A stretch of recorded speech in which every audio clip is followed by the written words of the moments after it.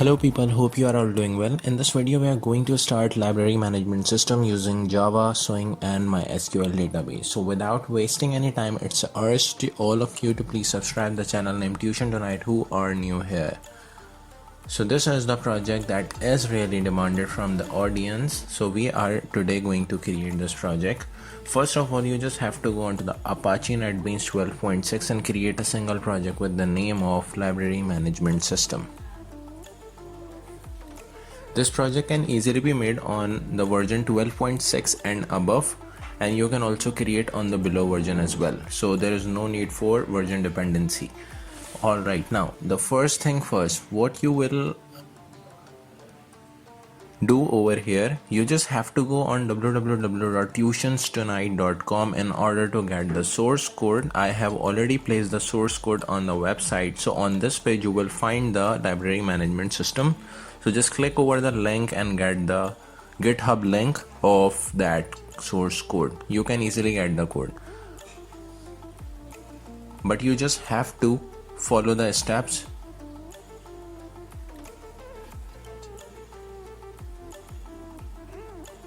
Now you just have to come over the Apache NetBeans and create a admin login form. What is the admin login form? The form through which you can easily put the username and password, and if the username and password is correct, so it will redirect you onto the dashboard page. So this is the form that we are designing right here. You just need 2 J labels and 2 J text field to just enter username and password over here, and a single button. The button will perform some action and it will validate the username and password, and if the username and password is correct, so you will be easily redirected. I am just downloading a picture that I can easily put in our JFrame form. So let's create a folder over here and download that image in our local PC.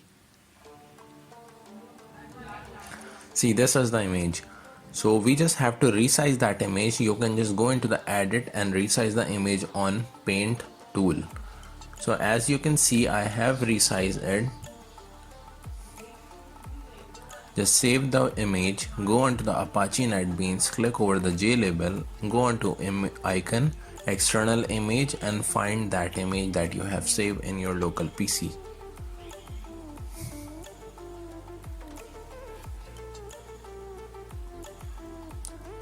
Just press the finish and OK button and it will automatically import that image in your form. So as you can see, the rough form have been created. You just have to modify some labels. You can just put the username and password. After modification, just erase the placeholders from the fields, give the name to the button and go inside the button, right? First, you have to change the variable name of that text field. So the first field should be UN, that means username, and the second field should be PW, that means password. Go inside the button action and action perform. So as you can see, this is the method in which we have to write some code. First we will create some variable that would be a string data type. A string user is equals to un.get text, so that data that is coming from the front end will stored into these two variables, that is user and pwd. Now you just have to create a condition where you will validate if the username is equals to admin and the password is equals to admin, so it will allow you to redirect onto next page. Otherwise it will throw a error somehow like user or password is incorrect, username or password is incorrect. Now the thing that is important right here is to create another form. If the username and password is correct, so you will be redirected onto the dashboard. So we are first creating the dashboard page right here. Just put some component over the form. Here you just need two buttons. Or what if we remove the button and put the images right here? Let's just remove the button, go on to the Google Chrome and write data entry logo. So when I just go and just download that image, it will store into the same folder where we have just put the logo of our library management system. Now you can see these are the images. You just have to resize. Now write department logo, and here you just have to take a single picture from that Google page in order to use onto your form. Just download that image and save inside a folder in which you are just saving all the files. Alright, so just you need to resize that image as well. After resizing the image, just save the image, go on to the Apache NetBeans, put two JLabels, right click properties, icon, external image, select that image from there and just press OK and finish. Right, again for the second JLabel do the same process and just close that properties. So as you can see, these are the two images through which we will go and perform some action. Just change the font size, font decorations. Right here as login form obj is equals to new login form and obj.setVisible true and dispose. Set visible true will allow you to shift from one page to another. So if you, as you can see, as I have just put the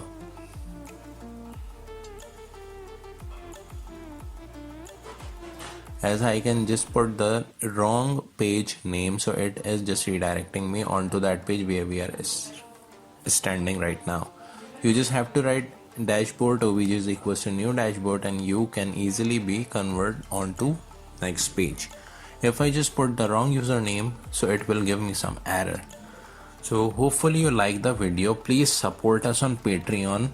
As you will support on Patreon, so we will be able to create some other projects on Python, OpenCV and some new technologies as well. So your kind support is very much appreciated. So please hit the like, subscribe button to our Tuition Tonight and support us on Patreon. The link is in description. You can easily get that. Alright, so without wasting any time, let's just jump on to the next page, that is our data entry.java. Here we need some JLabels and some text fields. First thing first, you just need to get an image from the Google. You just have to write computer operator logo.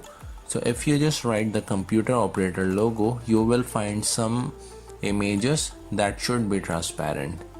So just save that image in the same folder where you are saving the image file.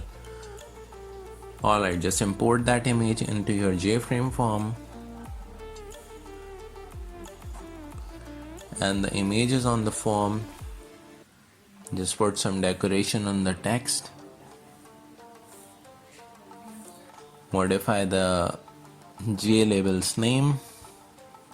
Put here as a student name.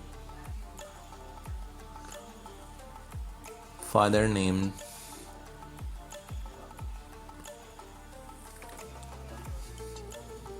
username, institute, or it should be semester. Right here you just have to put institute name. Put here as J text field, copy and paste. Remove the placeholders, copy and paste, again copy and paste, and last time you just have to copy and paste over here. Put a single button. You just need to perform some action. Before that you have to give the user change variable name. So you just have to write some variables name. The most important thing right here is to install the XAMPP control panel. You just have to start these two services over there and just write localhost dashboard. For those who haven't installed the XAMPP Apache, so I will just put the video inside the description. You can easily get that from that video. So just take a help from that video and make this database from the localhost phpMyAdmin. So we are first creating the table, that is data entry, and putting some columns name as variable characters should be the data type, and the length should be 255. Press the save button and our first table is all ready. Now what you have to do is to go inside the button.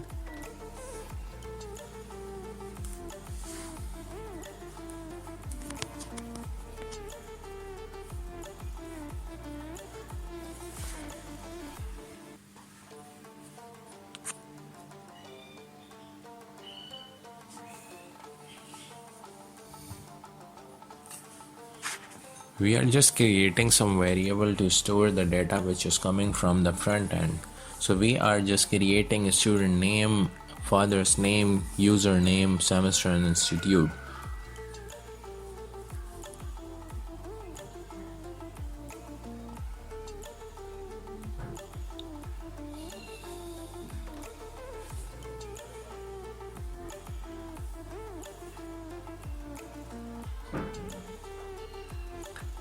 You can follow us on Instagram as well, so please find the handle of Tuition Tonight and please follow over Instagram as well.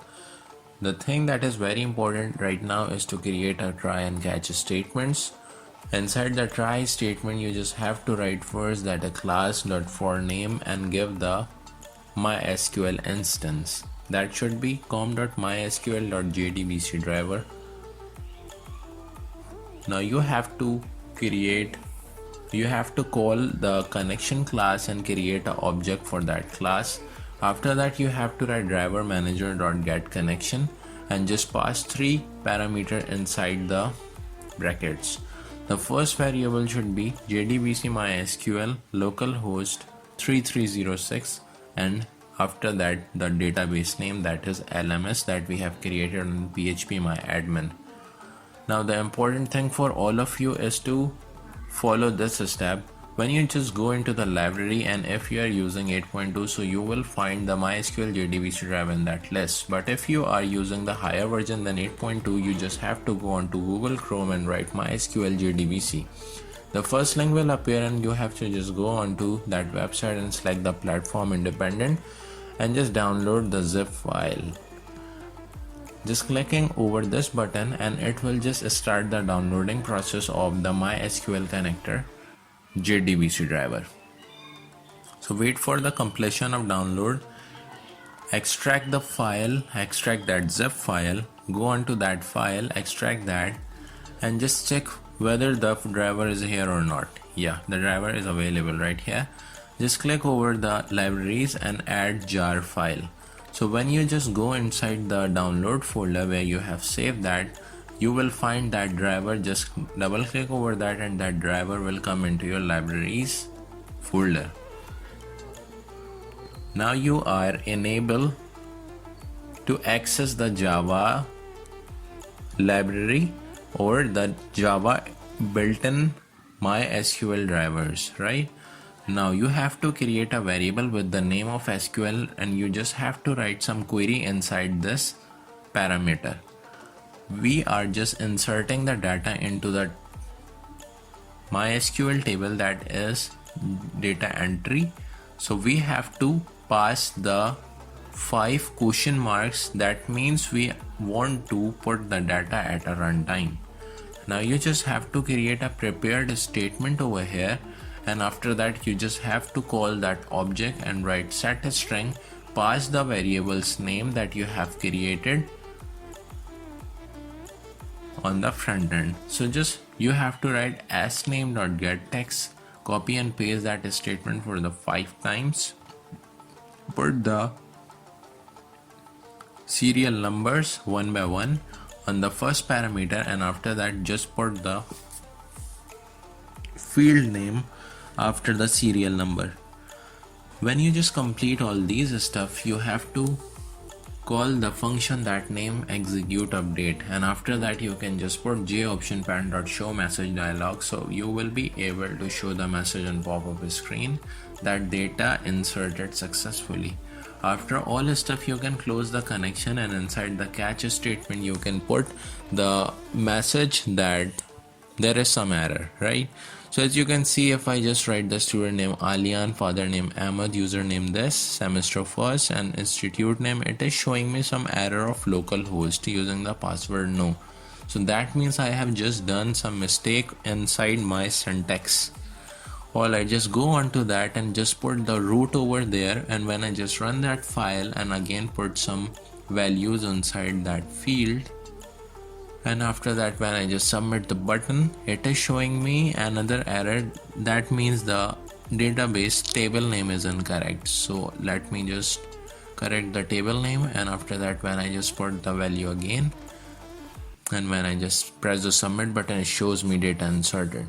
So let me just show you on our PHP dashboard. You can see the data that has been inserted successfully in our database table name data entry. So the first module is completed successfully. You just have to put a single button right here for the back navigation when any user will be standing on that page, so it will just click the back button and go onto the back screen, right? So we are just creating a screen that is actually the data entry dashboard.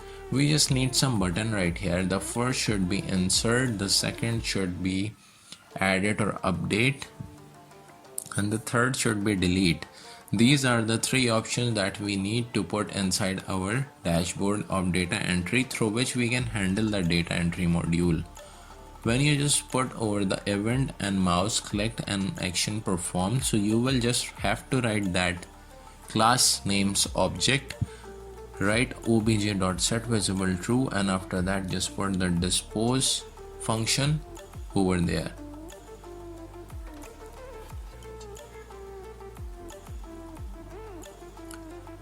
Do same for the dashboard entry of data entry module. Don't forget to get the code from the GitHub link, and you can just get the GitHub link from www.tutionstonight.com. Go onto the website and just get the link over here and explore some new projects as well from that website. Alright, so our module is all ready. Now what we have to do here is to just connect the buttons with their respective pages. So when you just click the data entry module, you will find insert button, and you have to connect that insert button with its specified page. So just create an update entry. The third should be delete data entry. Just connect all the that buttons with their respective pages. Just call the class name and create the object of that class. Put obj.setVisible true, and after that dispose, and repeat that process for all the buttons that you have created on the dashboard data entry. So as you can see, on clicking the button, it is redirecting me onto the correct page. Now the thing that is really important right here is to create the page for update module. Here what we have to do here is to create a page, and we need a J table right here. That is actually the Java table. from which we can easily get the data from our database table and show on your front end of your application. Now the thing that is really important here is to go onto phpMyAdmin, and when you just click the phpMyAdmin, you will see the database. You have to find LMS,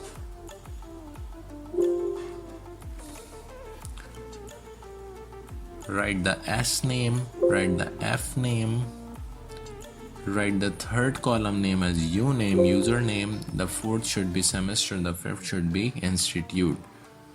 Alright, just press the close button, put some label over here so we can be able to edit our form. So we are just getting the data and editing the form from the same page. So we are just creating this page multi-purpose, right?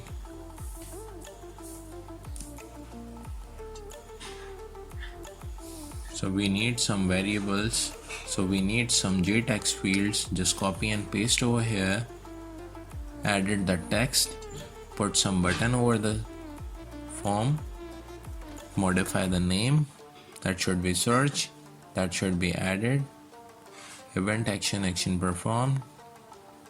Here you have to write the try and catch block, put some exception inside that catch block, class.forName, inside the parameter give the MySQL instance, that is actually com.sql.jdbc driver, write the connection con equals to driver manager.get connection, put 3 parameters inside the brackets, import the class, remove these demo variables and just put 3 strings over there. I think now you just have to follow the steps. Let me just put me on a mute mode and just follow all the steps in order to create the module and entire project correctly. So please hit the subscribe button, like the video and share among your friends, and please follow all the steps till end. And don't forget to get the source code from www.tutionstonight.com, and it's a request to please support us on patreon.com as well. So we will be able to create some project over the new technologies of OpenCV, Python and some new stuff. So we are going to launch our Java to Hero to Zero guide on Java for Absolute Beginner. That will be the course that will enable you to get the job in the industry. So please hit the like button and stay tuned and stay connected with Tuition Tonight channel. Thank you.